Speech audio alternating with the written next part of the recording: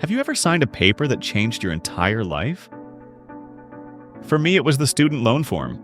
I thought it was my ticket to success, but it almost killed me. My name is Joseph.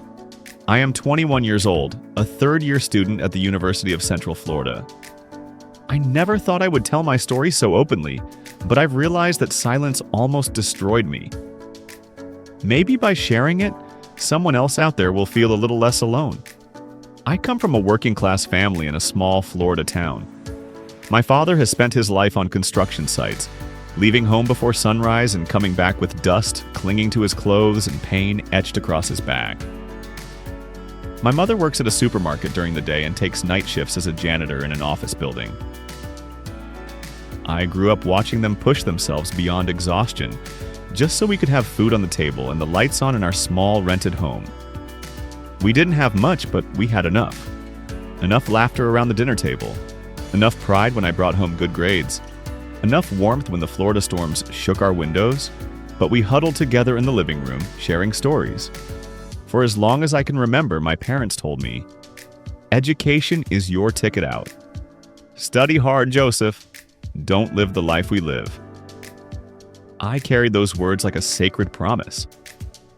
When the acceptance letter from the University of Central Florida arrived, I cried. I held the envelope in my hands for minutes before daring to open it, afraid it would say no.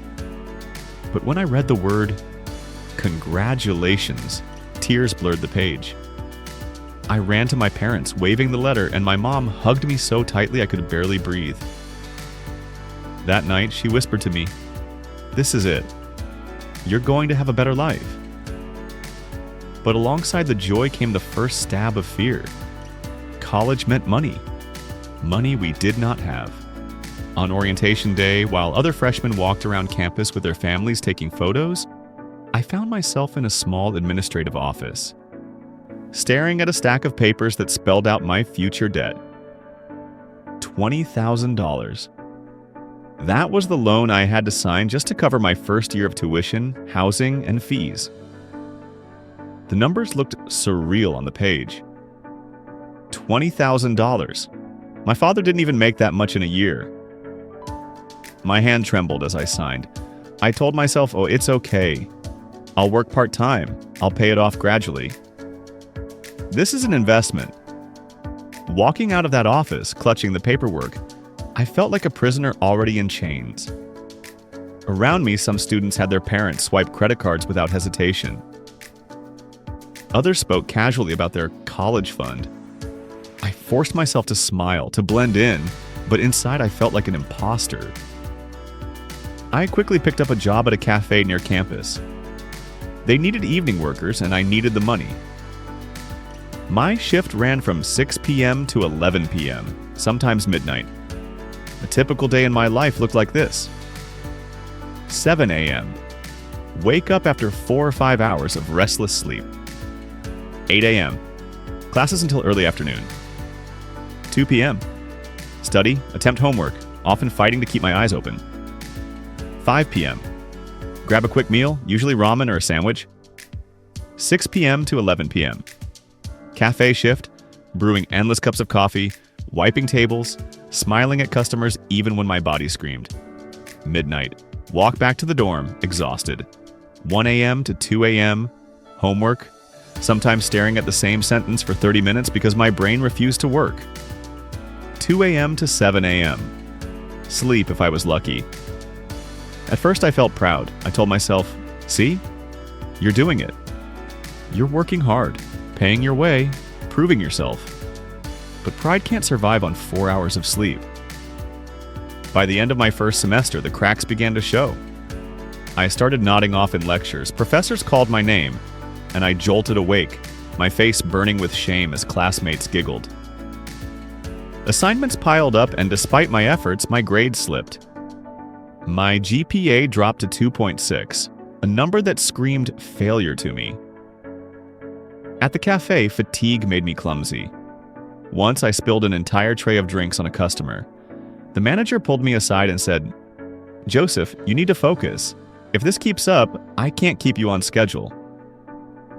I nodded silently, too afraid of losing the job that kept me afloat. I began skipping meals to save money. Some nights, I survived on a single granola bar. I told friends I was busy when they invited me out, but the truth was I couldn't afford the movie tickets or the pizza. Slowly, I isolated myself, watching their laughter from a distance. Every semester, the debt grew.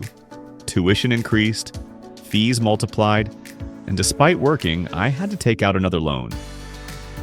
My inbox filled with reminders. Upcoming payment due, loan balance updated. Each email felt like a knife. I remember one particular night. I checked my bank account after paying rent. The balance stared back at me. $14.62. That was all I had to last the week. My chest tightened, my vision blurred. I lay in bed, clutching my phone, whispering to myself, how am I going to make it? The worst moments came at night. I would wake at 3 a.m., heart racing, drenched in sweat. My mind screamed, deadline! Deadline! Not just assignments, but bills, tuition, life itself. One night, I was washing dishes at the cafe when my hands began to tremble uncontrollably. A coworker asked if I was okay. I forced a smile, said I was fine, but inside I was collapsing. During class, I sometimes stared at a blank notebook for an hour. Words on the whiteboard blurred, and the professor's voice became distant noise. I was physically present, but mentally gone. By the end of my sophomore year, the pressure crushed me. I failed a key exam, and the email about rising tuition arrived the same week. One night, I sat on the balcony of my dorm looking down at the empty road below. The thought came quietly, almost peacefully. If I jump, it all ends. No more debt, no more deadlines, no more shame. My heart pounded, but for a moment I felt calm. Then my phone buzzed. It was my mother calling. I answered. Her voice was tired, thin. Khan, are you okay? Your dad and I are fine. We're working hard. Just hang in there. We believe in you. I couldn't hold back. Tears poured down my face. My mother couldn't see, but I whispered, I'm sorry. I'm so sorry. That night, I realized I couldn't give up. Not after everything my parents had sacrificed. The next day, I walked to the campus counseling center. My hands shook as I filled out the intake form. I almost walked away, ashamed. Men don't complain. Men endure. But a voice inside pushed me to stay. The counselor, a kind woman in her 40s, listened as I poured out everything, the debt, the exhaustion, the fear, the balcony. When I finished, I braced for judgment. Instead, she said, Joseph, you are not weak. You're carrying a backpack that's too heavy. No one can carry that weight alone forever. Those words pierced me. For the first time in years, I felt seen. Therapy became my lifeline. I learned to break tasks into smaller goals. Instead of survive the semester, it became finish today's assignment. Instead of pay off everything, it became cover this month. I cut back on cafe shifts even though it meant less money. I joined a support group for students with loans. Hearing others share their struggles made me realize I wasn't alone. One girl admitted she owed $50,000 already. Another confessed he had thought of dropping out. We nodded, understanding without judgment. I also began opening up to my roommate. One night I told him about the panic attacks. He didn't laugh. He just said, "Man, I had no idea. I'm here if you need to talk." That simple sentence lifted a piece of the burden. Slowly, I began to rebuild. I went for runs around campus. I allowed myself nights off. I remembered how to breathe. Looking back, I see clearly, the debt didn't kill me. The grades didn't kill me. It was the silence, the isolation, the belief that I had to carry it all alone, that nearly killed me. I still owe money. My GPA isn't perfect, but I'm alive. I'm learning. I'm stronger for asking for help. If you are a student buried in loans, if you're working yourself to the bone, if you wake at 3 a.m. drowning in panic, please listen. You don't have to be strong every day.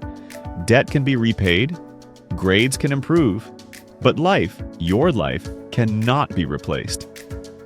Talk to someone. Share your fear. It doesn't make you weak, it makes you human. My name is Joseph. I'm still here.